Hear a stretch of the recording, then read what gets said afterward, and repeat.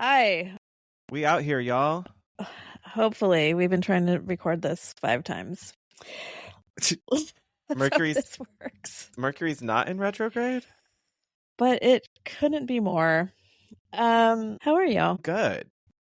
Like, mostly. I'm selling my house is for sale. Wait, maybe by the time this comes out, it'll actually be like, well, maybe not.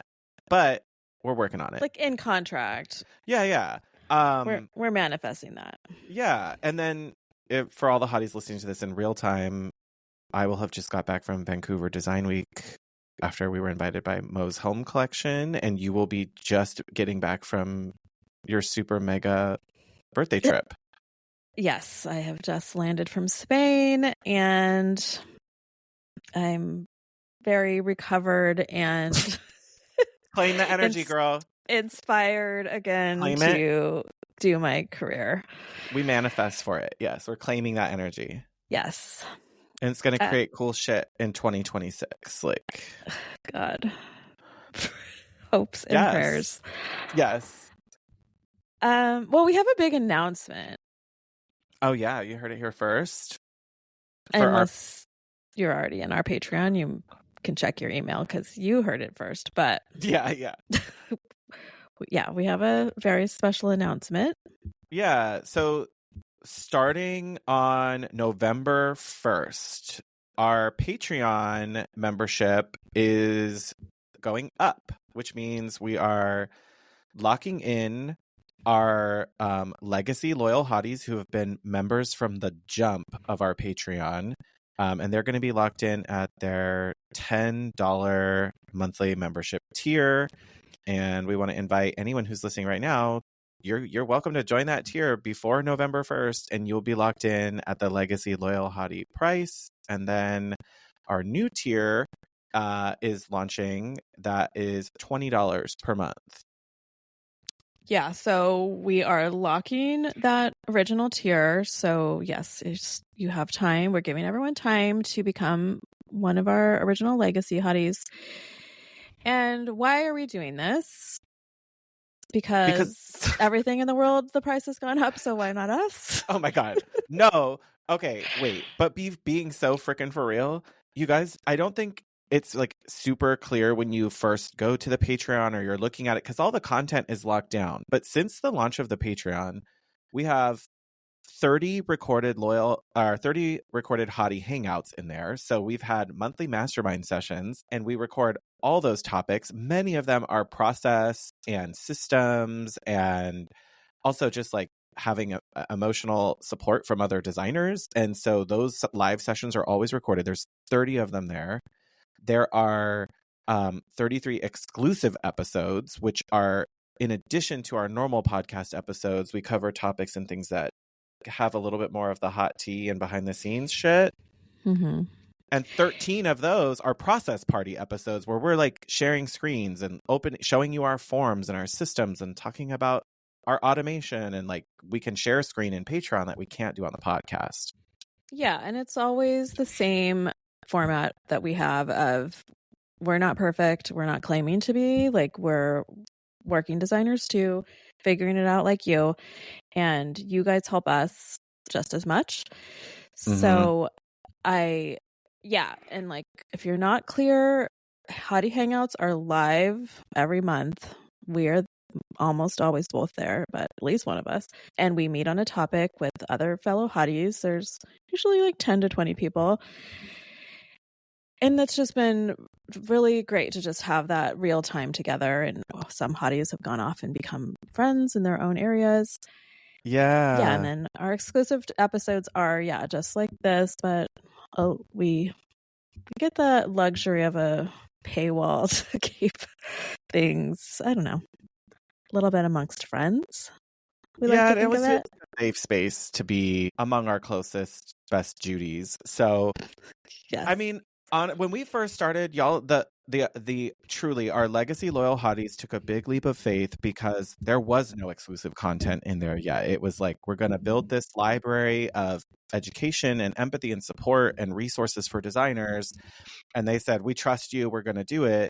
And now there's, over 120 members in there that really bring a lot of themselves to all of our discussions and conversations, into our Facebook group as well. So all of that stays with you. Yes, and those of you that have been with us from the very beginning, you are the reason why this podcast exists, like for real. Like I think the podcast was actually stopped. Like we took a break almost.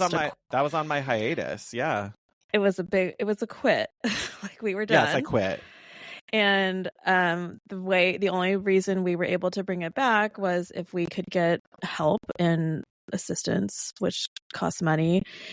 And we started it by, if you guys remember, we sold our resources that are now part of our shop. That was part of the very, very original tier. And that was amazing. Everybody that joined us at that level. And it was a lot of work to provide a new resource every month. Like, I honestly can't believe we even did that. We were wild. But it started everything for this to be sustainable. That became our online shop that it is now. And we phased that whole thing out because we cannot keep up with a monthly new product. Yes. But so if you've been here since then and supported us then, like, seriously, you deserve a hug and all the things. So thank you. And we really, truly, like, we immediately when we were talking about how we were making some updates and changes for this, we knew we wanted to be able to keep our legacy loyal hotties locked in at their $10 tier. Anyone who joins from November 1st onward, we're calling that tier, the $20 tier is called Loyal Hotties, and we'll have our legacy loyal hotties locked in. All the features are the same. Yeah. If you leave legacy loyal hotties, you rejoin as just under the loyal hottie tier at the new higher price. So we hope we can have you with us and stay with us and keep joining us. And the library and the catalog of content in there is overflowing and amazing. And we've put together so much over the last couple of years in there that we know there's just going to be even more that we have planned. Yeah. And we get so many lovely notes back from you guys that are part of it and how helpful and important it is, especially those live hottie hangouts, I think. So yeah, I mean, we got to do what we got to do. So thank you. Yeah. And if you're wanting to read more, go to patreon.com/HYDC. Right now, if you're listening to this episode when it came out live time, you're going to see the original tier there. That's still the only tier. You join that one for the $10 a month. You'll be locked in from November 1st on. It's the new tier at $20 a month. So we'd love to have you, one, stay with us if you're already there. Thank you. And two, join us if you've been waiting. This is your time to do it, and get it for half the price of what the new tier will be. Yeah. So that's it. That's the big announcement. That's it.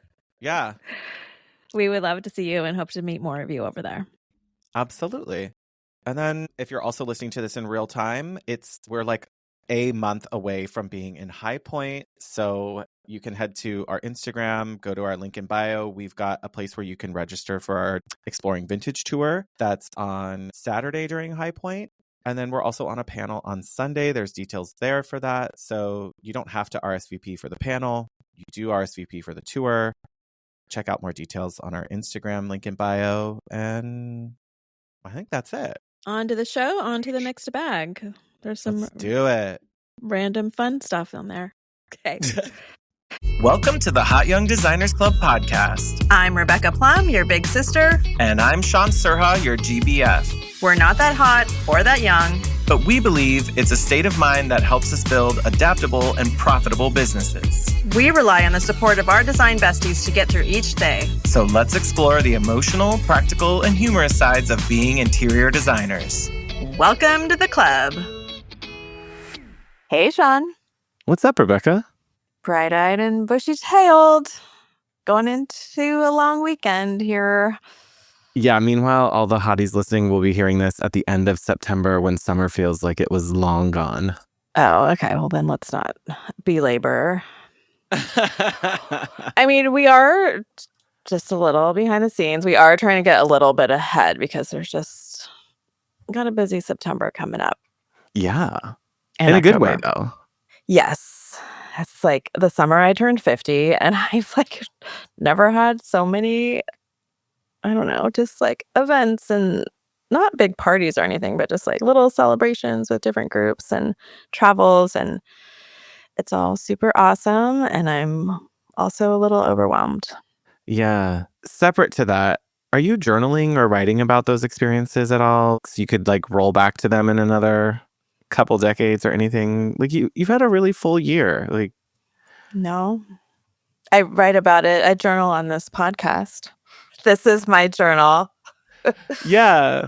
But more like I'm thinking of all those like the vacations themselves and the trips with friends and like I don't know. I feel like it would be good to reflect back on some of those thoughts that you're having like in any amount of time, really. I know, but one of the things that stumbles me with journaling, because I've like picked it up over the years at different times, I just like the methodology. Like, I'll start something in my phone and then, like, oh no, I want to do a hand journal. And then I just have like these started journals floating around. Like, who knows where I left off? Like, Like there's no consistencies. yeah, like there's no regimen around it or habit built around it yet. So it's like when you're starting it could feel haphazard.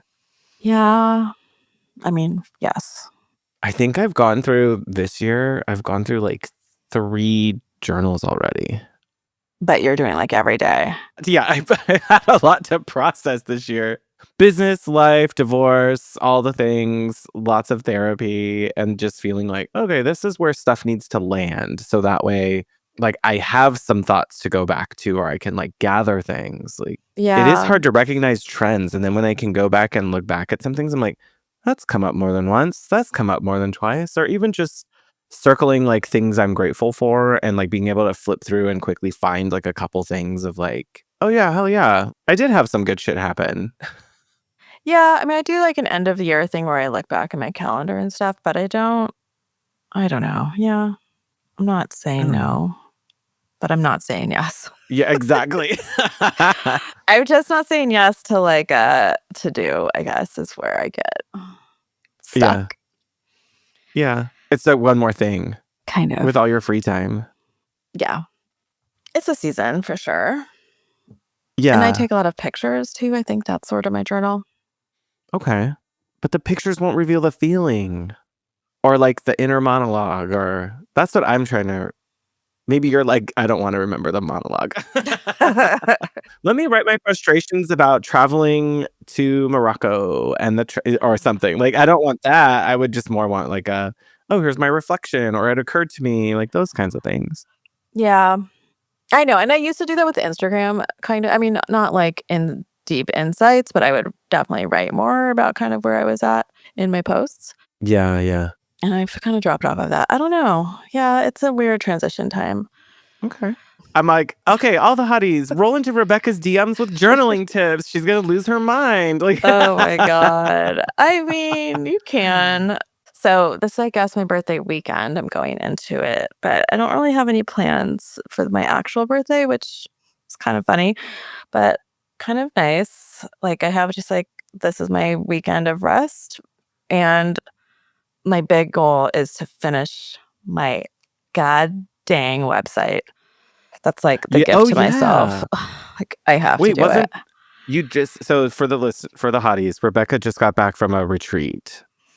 Yeah. So if you follow me, it's funny. Like there's 6 designers of our friends of mine locally, and we're all part of the happy hour mastermind. We call it. It's not like a public thing. It just sort of happened, and they're all happy hour members, and we meet once a month. We're on a text thread, a group text, and we've been talking about doing a retreat because you guys probably know, like I do at least once or twice a year a solo business retreat for myself where I like book a room somewhere and just buckle down and do stuff. I bring Right. a monitor and like fully commit. So we've been talking about doing one and made it out of the group chat. And we rented this Yay. really cute cabin in Truckee, so it wasn't too far. And yeah, it was the place was perfect. Like you and I haven't even talked about it. Perfect layout. It was designed by Foreman Field, I think. So it was like done well. even for a short-term rental. And yeah, we made it like very strict where we set goals on. We got there Wednesday afternoon. We set goals. Like I brought my little tarot deck and pulled some cards for us all, which was actually really insightful. And we set our little individual goals because we each own our own business.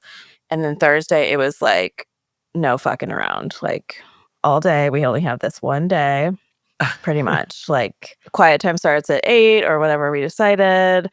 We had like we will come up for air at 4, and we went in the hot tub, and then at 5 o'clock was like our show and tell. So everyone went around and like said what they did. Oh, and I had everybody write our goals, like our checklist, and post on the wall. So like it just felt very like, I don't know, like it gets your competition kind of set in, like you're competing with yourself, but also them. Like, okay, she did a check. Like I gotta like lock in and like finish this thing instead of dicking around more, you know?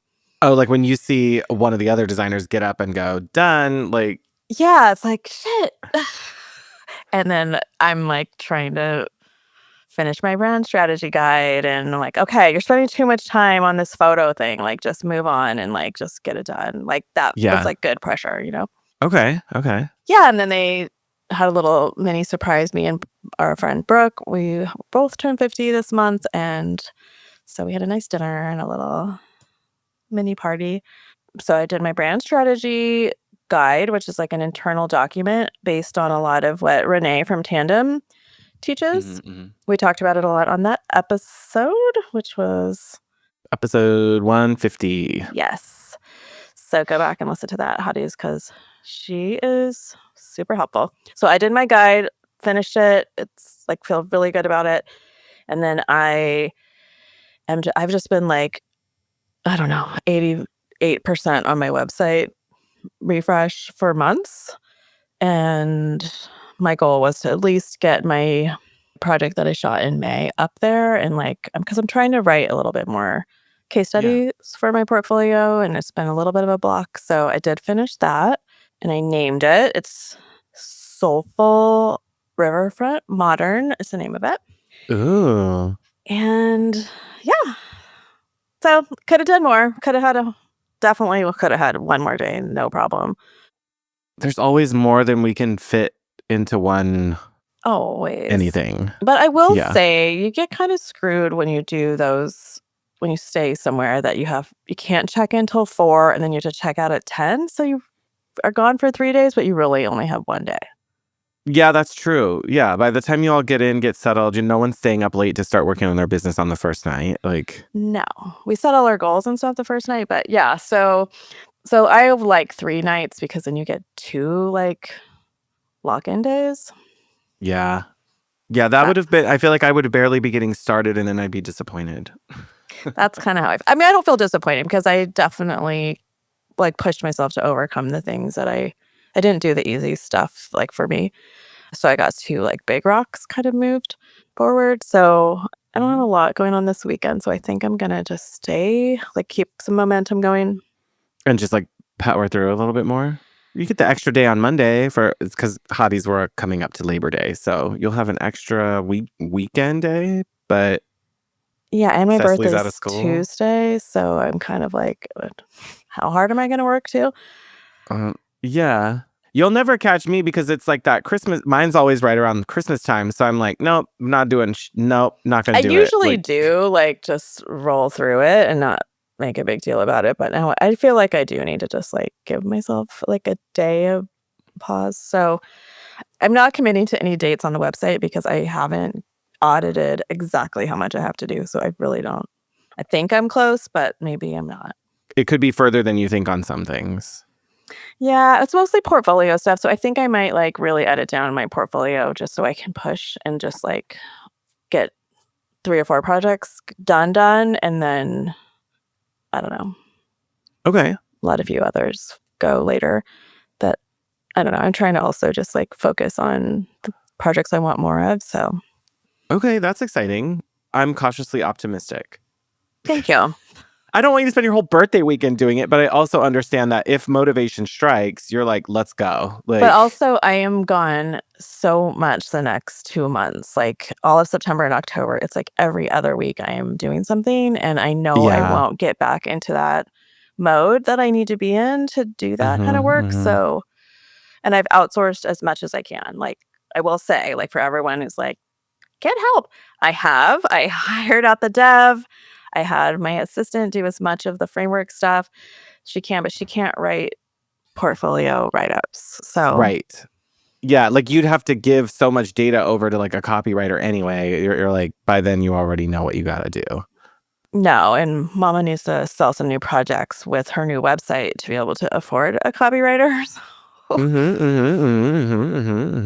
And it's like, yeah, it's just the beta testing and my eye needs to go over everything that isn't something that can be outsourced. So anyway, Relatable. KIT. Yeah. Wait. Oh, I forgot. Okay, so you have travel coming up for fun, but one thing we didn't talk about that I feel like is kind of worth being excited for. When you're coming back from your big trip for your birthday, I'll be in like what day does this come out? This comes out like right around oh my god, it comes out like the day after. So I'll be you guys listening to this like in real time. I just got back from Vancouver and Rebecca and I both got invited to go, but Rebecca is on her big birthday trip. And we're talking like future times, like not, yeah. Yeah, so Yeah. then I'll be coming back. I'll be in Vancouver for a design week with one of the presenting sponsors of it. Mo's Home Collection invited us to go, which they're past sponsors of the show. This part itself is not sponsored, but I'm excited to be going. And hopefully by then you all will have seen what I have posted because this comes out right after I have been there. So I don't know. I'm looking forward to it. I think it's going to be beautiful. We've like never been invited on a press trip before. So I had my like, I've made it kind of moment. And I know you were super bummed at first because you're like, dang, that sucks. Like, Well, there's just no working around it. So, yeah, but yeah. Like, and I know you are the queen of make it happen. If something cool like that comes up and it could happen, you would make it happen. I know you would. But in this case, it just doesn't work. No, yeah, the dates are like overlapped, and I'm just at max travel and being away from my home and family that Yeah. I know. But it's going to be really fun. I'm going to be excited to see what you see and learn. Yeah, I really don't know what to expect, but they did promise that I'm going to have some time to explore Vancouver and check things out. They have some stuff planned with makers and creators. They have a preview of their collection, which I get to see prior to High Point, which is even cooler, I think. And I have to like power up my introverted extrovert energy to get ready for like more being in front of everybody and talking to people. And like, there's other designers and people coming. I mean, I know you need your downtime, but I've never seen you like not rise to the chatty Cathy occasion. I'm a rallier. I'll rally. You're chatty though. Like there's no not doing that. Oh. Like I shut down. Like I can shut down if I'm overwhelmed and people are like, what's wrong with you? No, I'm long-winded. You don't have to tell me. Like, point me out a direction and tell me to talk at it. Like, just give me an idea of something. But yeah, it's different I feel like when you're traveling, it kind of maybe like shakes my nervous system up a little bit, and not in a bad way necessarily, in like you're doing something different and it's new. And I think that like gets a lot of my little neurons firing of like, I'm in different spaces. Yeah, you're not home. Like there's not a like retreat to the house kind of opportunity even. And when you're like staying in a hotel and there's other people staying in the hotel, you're like, I don't mind being down here in the lobby bar a little bit longer because I just got to wander up to my room. It's not like I got to drive 45 minutes in LA traffic or something to get home. So right. I feel like it creates a little bit of extra buffer time to do impromptu things or spontaneous things. I'm looking forward to that. I think it'll be beautiful. So yeah, September 23rd through 25th, I'll be coming back. I'll be in Vancouver. It should be beautiful. I'm sure it'll be really beautiful. Like perfect time, probably. I'm going to take a ton of ugly pictures so you'll think it was just terrible there. And then... Okay, same. It'll be good. It'll be fun. We're looking forward to it. Same. I just feel like a broken record lately. I just have a couple projects that I cannot get a couple things resolved on Yeah. that are not my fault, and the clients are not being unreasonable, and it's just so frustrating in this industry right now. Like, designers, we see you. The receiver that I've been using has just, not even gonna attempt to explain. I don't Do you- know. But they've just been missing some inspections things, and then things get delivered. This is not just happening to me lately. Right. And if something is missed at the receiving warehouse on inspection, it gets delivered to the client. It just is a domino effect of emotional and financial implications that Yeah. it's awful. Like, I think I've said on here my whole dining table saga. Like, the dining table was delivered, and then the tile installers came in to do the fireplace, and then somewhere along the way, this black mahogany table got scratched. So the contractor and I split the deal on that, but it was like on back order for 10 weeks, whatever. The new table came in last week. It has like some huge imperfection that like it almost looks like a raised knot or something, but it's a smooth table. Yeah. And scratch. And that got missed on inspection. Mm-hmm.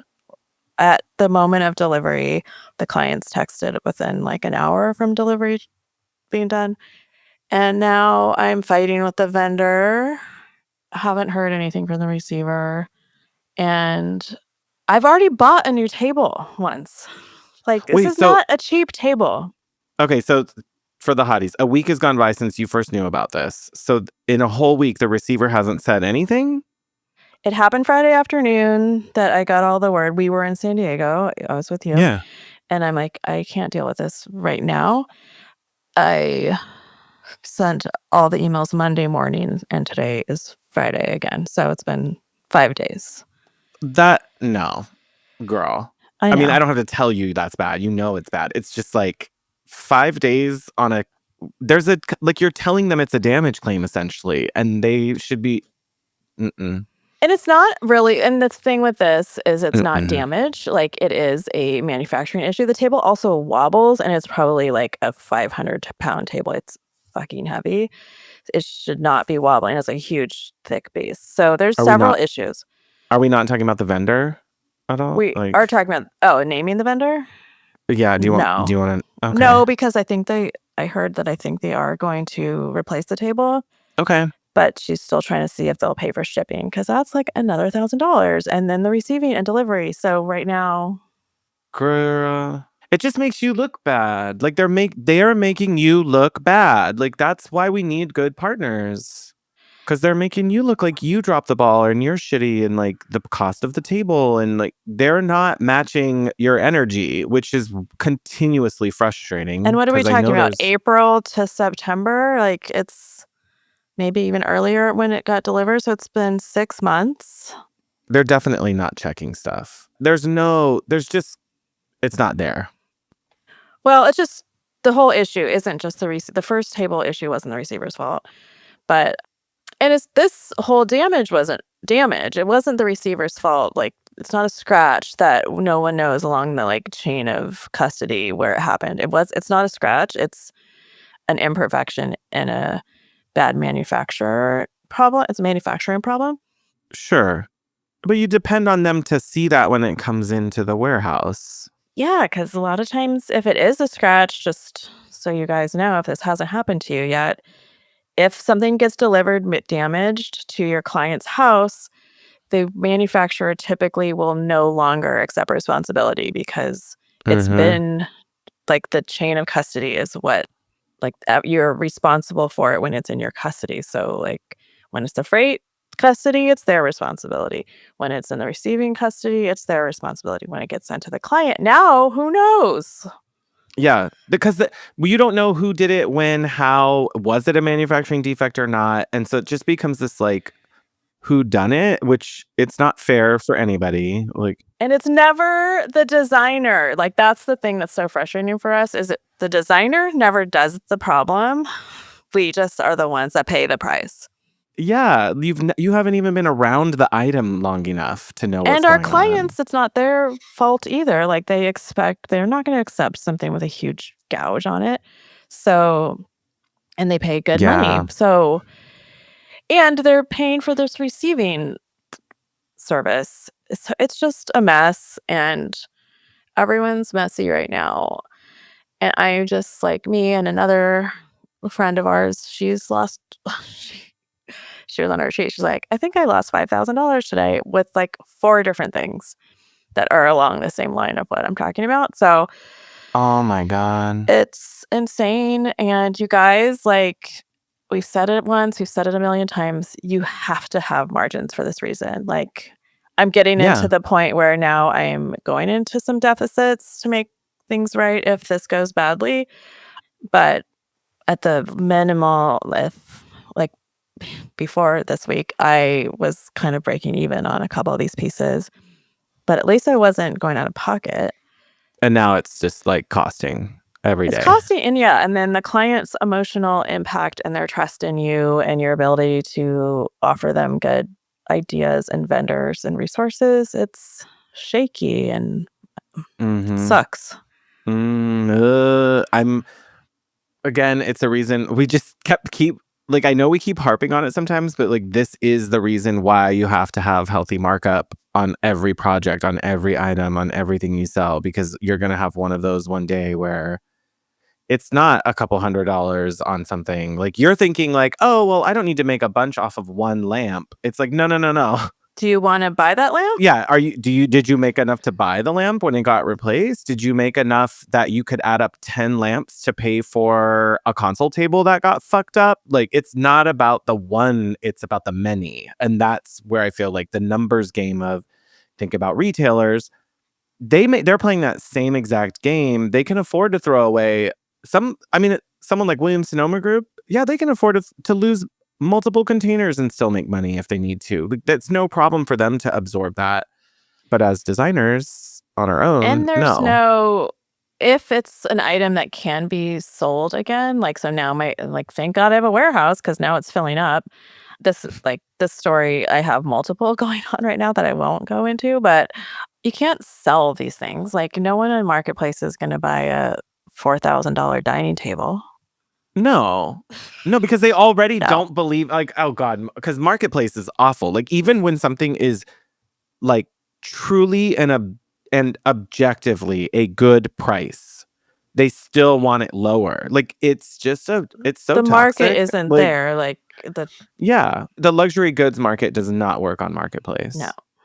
Or even like a warehouse sale or whatever. Like, people don't know what they're looking at. Like, lighting is especially hard to sell because it looks just like scrap metal if it's sitting on a table, or if it's in a box. Like, it's just dumb and weird. So, oh God, I'm sorry. I know I was with you when you found that out, and it was just like, again, I know there's not like a perfect answer to it, but it sucks. No, I mean, honestly, this is like, I think the kind of stuff that can eat you alive and like you could tap out. Like, this is not for me anymore. Yeah, I could see that happening. Like, if these clients were screaming at me, which they are not, but it could. And I've had situations where if that client had this happen to, it would be scary. Yeah, like, I'm not emotionally or financially like solvent enough for this sometimes. Yeah, you depend on like the greater projects to help like keep that moving. And I don't want people upset and think like I'm shisty. Like, it's just a terrible feeling. I mean, they're not saying you're shisty. No. That's the feeling that you're giving yourself from it. Correct. Okay. Welcome to our therapy session. Hey, designers, are you feeling isolated? Maybe looking for some more community? That's why we created our Loyal Hottie membership. So for just $10 a month, you get the following. We give you all the real conversations with other designers. Every month, we host a Hottie Hangout live on Zoom. Once a month, me and Sean do an exclusive episode. This is the less filtered hot tea version of the podcast with video. Yeah, because you need more of that. You do. And we have a private Facebook group that's just for the loyal hotties. It's a safe place where they all connect and share information and resources with each other. You can find it at www.patreon.com/HYDC to sign up. But it's legit. I hope that it doesn't turn into something worse. I don't It sounds know like it's going in a direction that it needs to go in somewhat. So feeling positive. Yeah, it's still just as frustrating, I know, and I don't love that journey for you. So I just hope that the vendor does right by it for you, so that way it just is easier from that sense. But the receiver is a whole other topic, which I will just preview a little bit of this of hotties if you're listening to this in real time. On September 12th, we had a hottie hangout on our Patreon that's about talking about freight and receiving warehouses and conversations there, and we haven't even had it yet. So I'm sure that there's going to be more to add to some of these conversations coming up. And if you're interested, head over to our patreon.com/HYDC if you want to hear more about other designers and their discussions. Also, that's where I will share the vendors, what exactly happens and who the vendor was on our private like we have one episode a month that we talk a little more freely on. Yeah, I get not calling it out here. They may be doing it right, so. Yeah, it's not even like you're trying to call someone out for something that you know is like malicious. Like, in fact, that's like, it's quite the opposite. It's because it's not malicious. Sometimes that's why it makes it feel even worse because I don't know, maybe this is just me, but like, when people are like, oh, well, it's not like I was on purpose doing that to you. And you're like, yeah, but you also weren't purposely trying to avoid that for me. Like, you weren't trying to help.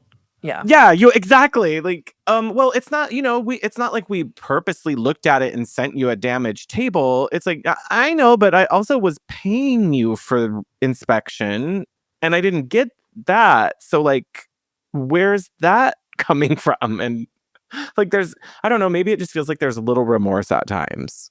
Well, they're not emotionally involved with their clients. Like, we designers are the ones that are emotionally involved with their clients. That's actually really insightful.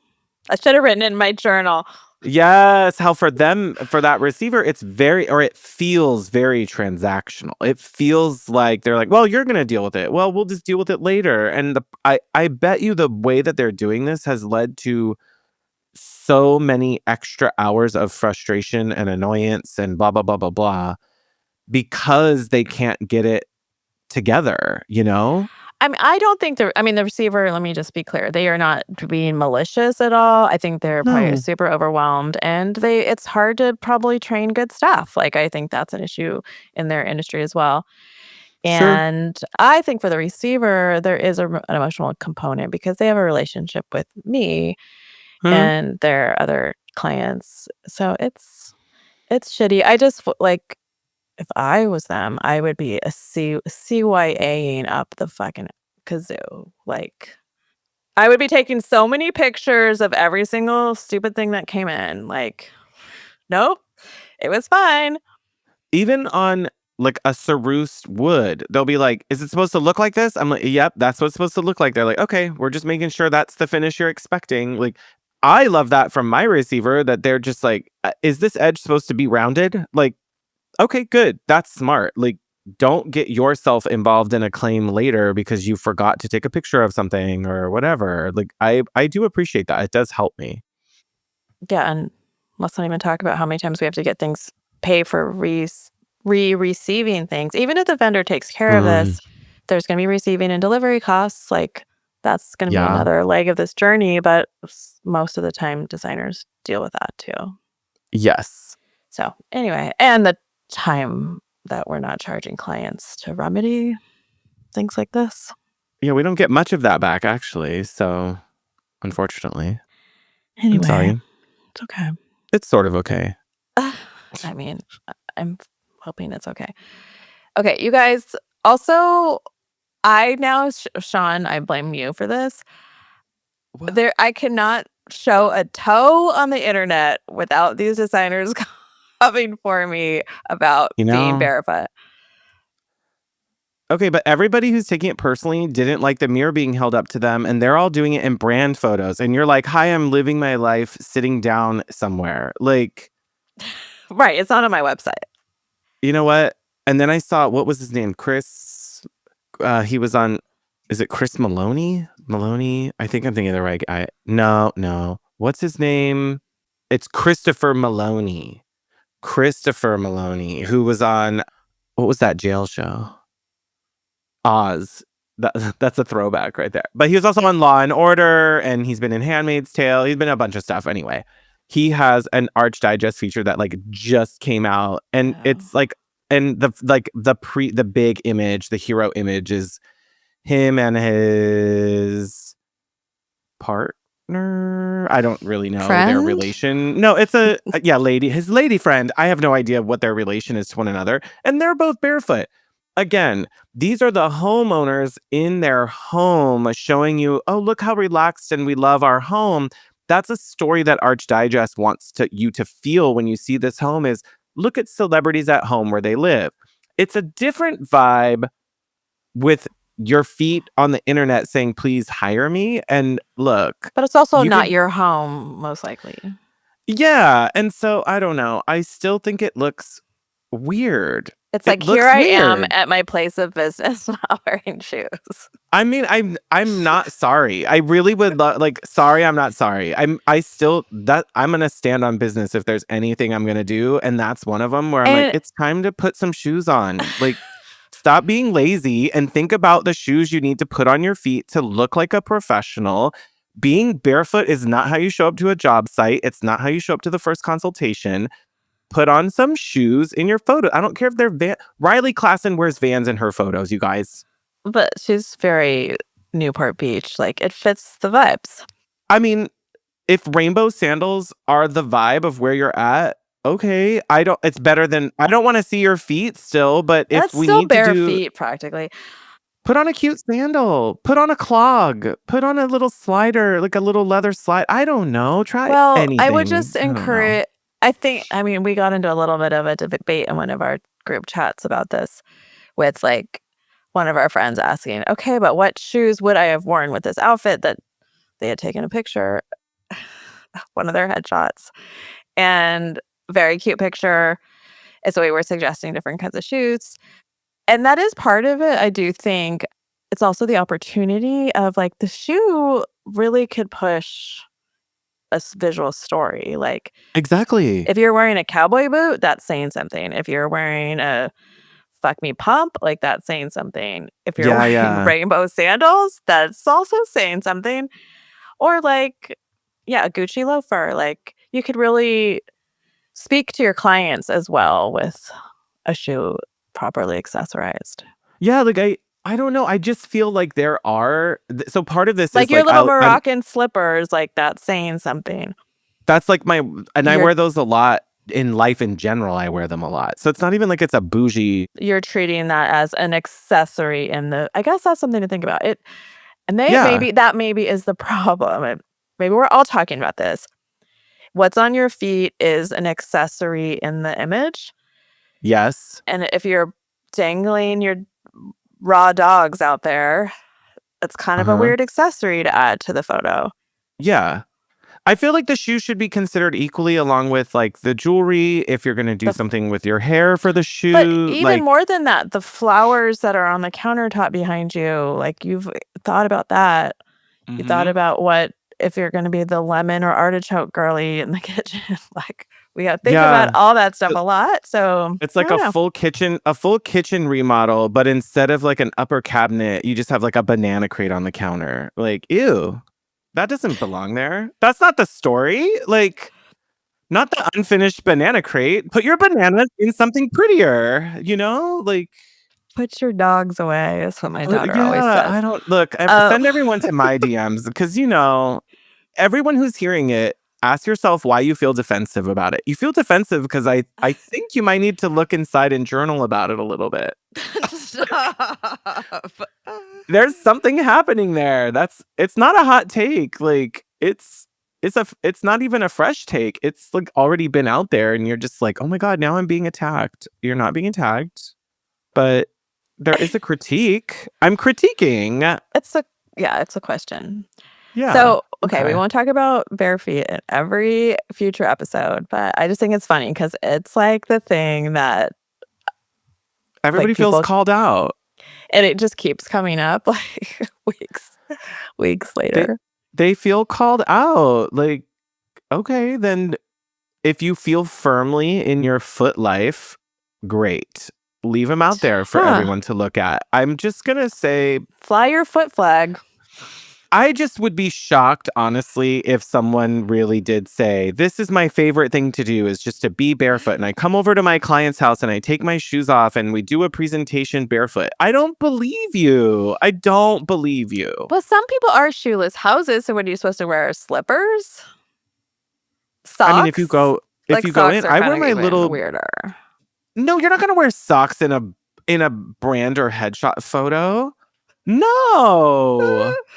No, that would not. Blue booties then. Like, hey, I'm respectful of a shoeless household. That's not gonna. No. We're not gonna do that. Or just crop. Just do like waist up. Solved. Take your existing cute photo. Take your existing photo. Crop it up. You're save and replace. You're good to go. Yeah. Okay. I'm with that. I'm so far so good. Okay. Yeah. I mean. Yeah, you don't even need to show feet. Like, that is not a requirement. So gross.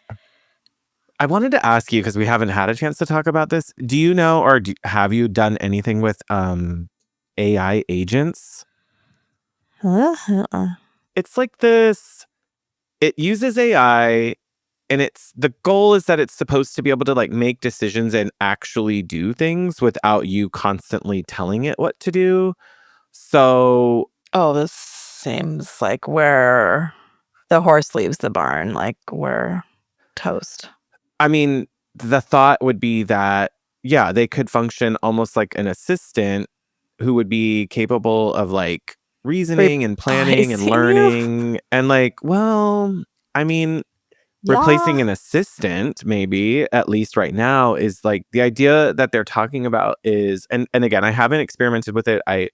I know that they exist, and I think you and I are now on ChatGPT 5 because we pay for the pro membership, which for all of you who go, AI can't do anything and AI is boring or it doesn't do this or I can't get it to do that. It's probably if you're on the free version, that's probably why, because it really does limit the functionality, the reasoning. Like they're not giving you the best version of the AI technology for free. So if you've been wondering about the limitations, I think even 1 month of experimenting with it is worth the, I don't know, what do we pay, $20? I think it's worth it.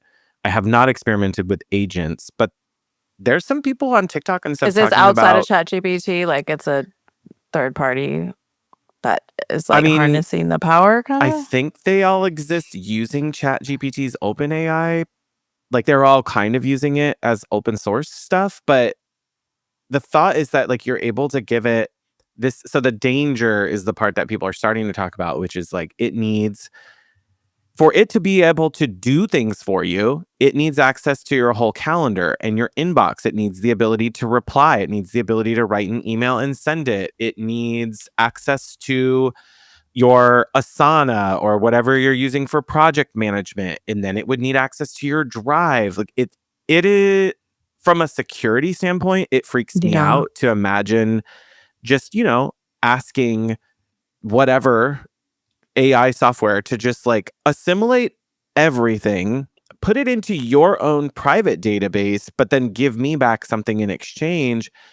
I feel kind of gross about that because in theory, it's fully integrated with your, like all your software, and it's integrated with all of your accounting, and like, I mean, it's possible. And so your bank. I don't know how much I really want that all to be just available so easily. It just feels weird.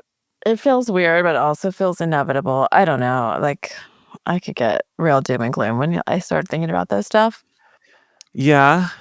But it's like, I'm not ordering clothes on the internet. Like, okay, girl, like, how's that doing for you? Yeah. Like, it's just not gonna happen, like, be avoidable. But I can't even get ChatGPT to eradicate the M dash from my system. Like, Yeah, there's I no like spent private settings.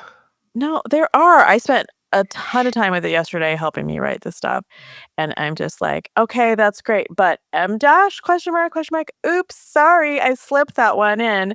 Oh Like my we're like God. arguing about it now, and I'll like get a new They're thing. like, Like that's what? not an M dash. You're like, bitch, that's an M dash. Like I literally wrote like I should like screenshot all these conversations I'm having about it with it. Like, oh my God, what do I have to do for you no longer to put any M dashes in anything that you write? Okay, I hear you. I went ahead and updated your settings. I wrote into my code to no longer use M dashes, but then it freaking does 5 seconds later. Like, it seems so basic of a I thing hear that it you. should be able to just not use a punctuation. Like, I want that for you. I can. I don't know what the solution is for it though, because I feel like they just that don't. just is what, but it can't do that. So I'm like, oh, hell no, you're not replying to a client email or approving costs on something. Like, Putting in a claim for something like, oh my hell God. no. Hell no. Hell no, chatty.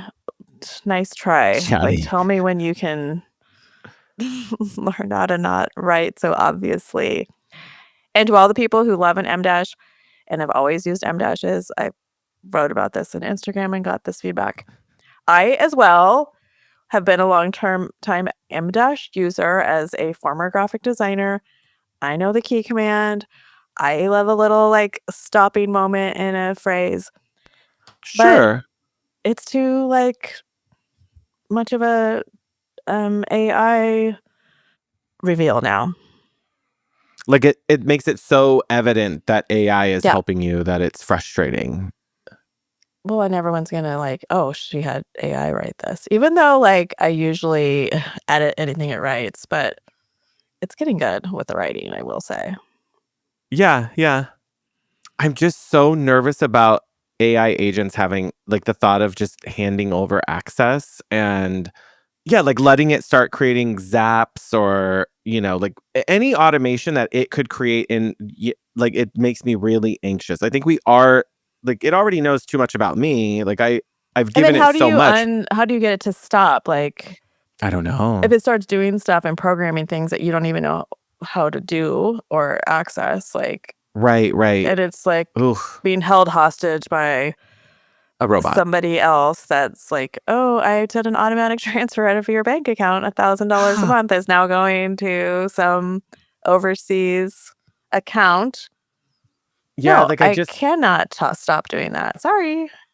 yeah, I would, as much as in my head, I think of the idea, watch what can happen when like the full potential of technology can be realized. Like, like, I know there are a lot of potential upsides. It's just, we live in a really scary world where people get taken advantage of, and having all your information out there and then having it all linked to various systems controlled by an agent just feels like there's no way to protect us right now. So I'm really wary because yeah, once you've done it, whatever gives you the confidence that you can undo it. Like I don't know that you can.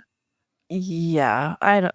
And like, at what point do we stop replacing all human jobs? Like, is there a point where there's nothing for humans to do? Like, eventually, in 100 years, like, I what's mean, going to happen? I'm just gonna pull a Robots are thought going to from. be able to start unclogging toilets. Like, Oh no, they're gonna make the toilets like eventually the technology is just gonna keep growing to where like the toilet will recognize there's a clog and run a special operation where it like unclogs it. Like it's not even gonna like right. we're not gonna need as We're much not of going that to need stuff. toilets anymore because we're just going to sit in our big Wally chairs and Oh my float god, we're around the still gonna need spaceship. toilets. No, our Ew. big Wally chairs will just like we just go while we're floating around and then like Ew. eat, and it's just like a gross like Not like system. the baby making faces at the dinner table and they're like, they're using the potty. Like, everyone get up from the table. Leave now. Like, I would not. No, that's not going to happen. It's gonna be disgusting. Oh my God, no.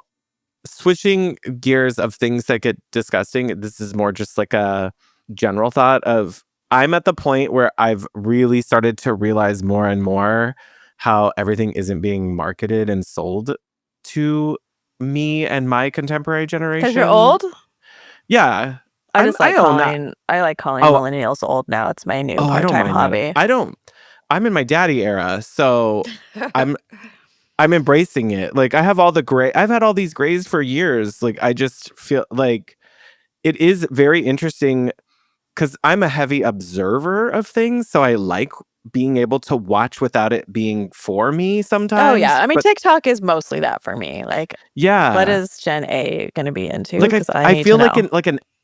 like a sociologist or an anthropologist or something. Sometimes I'm like freaking Jane Goodall watching everybody. Like, I'm just For like, sure.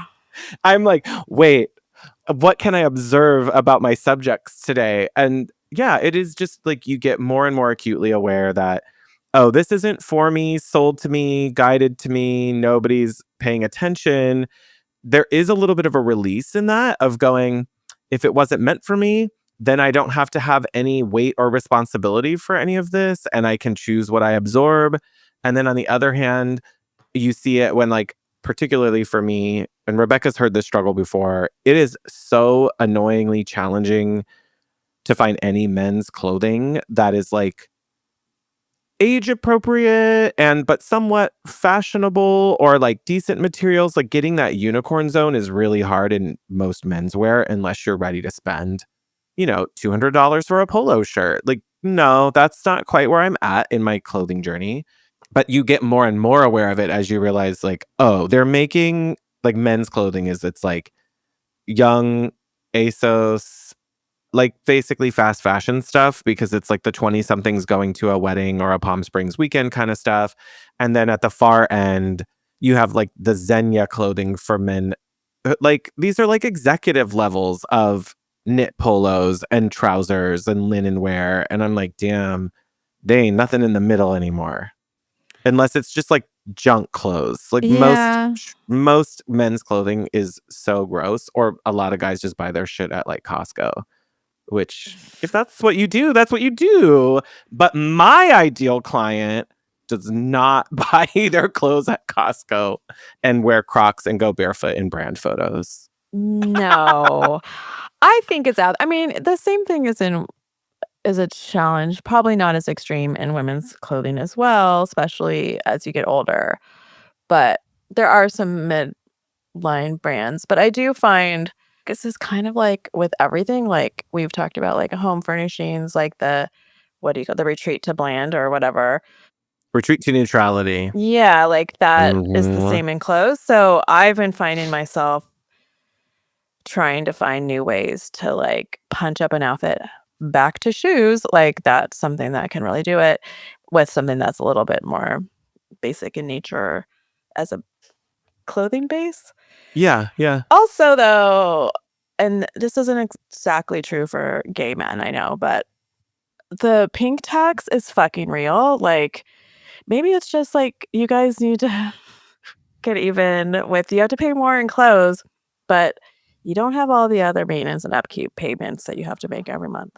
You have a few than like my husband would, but Yeah. But yes, there's definitely like a realization from, late stage capitalism that it's like, oh, well, women, we've made them feel bad about things. So let's try to sell them the things that will make them not feel bad and then take advantage of it. Yeah, and we do it to ourselves, like the nails and the Botox and fillers and, I mean, and the hair. Yeah, it's just too much. The eyebrows, like, I mean, I think I spend $100 a month in eyebrows to tame these bad boys. I know. And then meanwhile, I'm over here like, should I fly to Turkey to get brow transplant? Like, ew, do they do that? I don't know. I mean, the hotties can't see this here, but like the little blonde hair is like, look like. I'm just a friend of mine. Well, she was a friend of mine in high school, and for a little bit after, she had her brows done because she fell victim to that early aughts, like really thin line. And it wasn't long after I graduated in 2003 from high school. And it wasn't long after that like thicker brows started to become more popular and the trend changed. And she's like, I don't have anything left. And so she went to Bosley when that was like the only like hair transplant service here in Los Angeles. Like, Okay. like Bosley Medical Group, like their big like hair transplant group down here. I don't know. But yeah, she went and had her brows transplanted. And they used some of her like, what do you call them? Like, they're like the little kitty hairs behind the ear, kind of. And they're like softer follicles for women, usually, like the edges, Yeah. And they use those to transplant into her brows. And they're you like, see like pores full. and stuff? No. Well, when they first went in, but then they heal and you don't see, like, you don't see. Do they grow like? They will grow longer. So she does have to keep them But trimmed. they don't like spread like mine do. No. Monthly. No, Wow. yeah. Like once, like where she got them is where they stay. There's no like new follicles So they there. could grow like hair, like long, like 2 inches. Yeah, like she could get like old grandpa That's long cute. caterpillar hairs kind of thing. If she left them to their devices, I That's guess not you the, mine are could. so thick. Like my I hair. wish. Well, they're not as like full as they used to be, but that's not the same hair texture. Like I couldn't get them transferred from my baby hairs. Because they wouldn't blend with yours. No, it would look But weird. you don't need that either. So I could use them in my points are starting to lighten. okay. Yeah, we So all have our let's go to journeys. Turkey, girl. Let's go. That sounds so scary. Like I have friends that have gone to other countries to get different surgeries done. It just sounds scary, but I get it. I If would it bothers do it. you that much. I don't know. You're risking death, though. I mean, I'm risking that every day. Not for your hair. Wait, I'm risking death? Any surgery. I mean, yeah, you could get like some crazy infection, but like I could get droopy eye from Botox. Like anything could happen. Right. I don't know. I'm still going to get it. I'll still get Botox. Botox, but you're not actually going on your Turkey. Like Sean's not actually going to Vancouver. He's going to Turkey. Oh my God, no. There's no way I could do a turnaround in like 3 days and come back like that. That would be so weird. I'll support you if you decided someday. Oh, it might not be far off. Who knows? Like how much of it's going to keep disappearing? It all starts going, dude. All of it. This has been an uplifting episode brought to The you eyesight. Particularly the eyesight. Yeah, that'll go. And then, then you start to go, well, why not let my judgment go with it too? Yeah, now I can't see all the wrinkles as well. It's fine. It'll be like that season 1 RuPaul's Drag Race had this weird like soap opera filter over it. And I call it the Vaseline lens because it was so blurry that it just felt, and it wasn't like they couldn't get better cameras. This is like 2007, like 8. Like it's not that long ago. They had better cameras. They just didn't use it, and they used a lens that probably made all the drag queens look as good as they could. Yeah, they probably did it on purpose. It's like the Elizabeth Taylor lens. Yeah. I had to put this stuff in my eyes at night that's like basically squeezing Vaseline into my eyeball because I don't close my eyes when I sleep all the way. And it does that. So it's so weird. I've been trying to make myself do it because it also keeps me off my phone because once it goes in, it's like everything. Like I have cataracts. Like it's so You're crazy. Just like glopped up.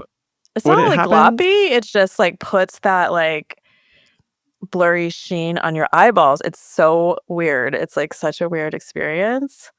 And I'm like, okay, I just gotta shut my eyes. Like, and sometimes I'll like, oh, I'm just gonna try to read, and like, what are you doing? Like you ain't gonna try to do nothing, girl. You ain't gonna try to do nothing. Just close your eyes and let them rest. Like it's time. Yeah, go to bed, basically. So that could be a hack too. Like, okay, if you just need to force yourself to sleep, just put some of that shit in your eyes at 9 o'clock, and that's it. You gotta close them. Out we go. Close them up. Okay, I'm down. New hat. Follow me for more sleep tips. My optometrist, they are recommended by the optometrist, so don't worry. Yeah. Anyhow, I feel like that's kind of just the scoop on what's been happening lately with us. And if you want more behind the scenes stuff, that's almost always on our Patreon. We do mixed bags in our Patreon much more often, and you'll get a little bit more behind the scenes of what we're working on for clients and projects too. Yeah, and follow us on Instagram. Well, I guess if you haven't been following as of this listen, you would have missed my whole trip to Marrakesh and Spain, but maybe there's highlights. Maybe you'll save it to the highlights. Yeah. Maybe. And maybe my website's live. Oh, yeah. Well, we'll have to stay tuned. Hopefully it's obvious. Yeah. All right. Until next time. Stay hot, designers.